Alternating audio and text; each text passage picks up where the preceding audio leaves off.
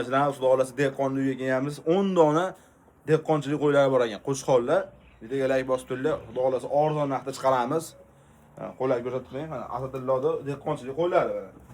Hammasini junnon qachon oldi Asadilloh? Bir hafta bo'ldi junni olib berdik. Bir hafta bilan junlarni olib chiroyli qilib berishdi mana. Bori ko'rinib turibdi akalar mana. Dehqonchilik qo'ylari mana. Hammasini sarg'alar qaranglar akalar. Sifatga mana. Qirg'iziston qo'yapti, to'g'rimi? Qirg'izistondan o'tgan.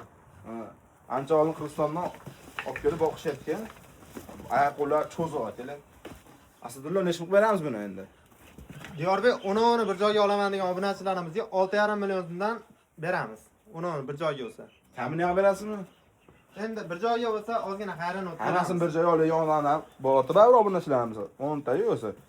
Hammasini olasalang, kamini qilib beradi. Endi tanlab olishga minus bo'ladi. Tanlab olishga necha qo'shilib qoladi ozgina. Qo'llarni ham bir qadar yaxshilab olib qo'ying mana. Qo'llar xudo xolasa zo'r ekan. Bor ko'rinib turibdi akalar, bunday bir qara jun ichida turgani yo'q mana. Badallari ham hamma yo'q, yaxshi ekan xudo xolasa.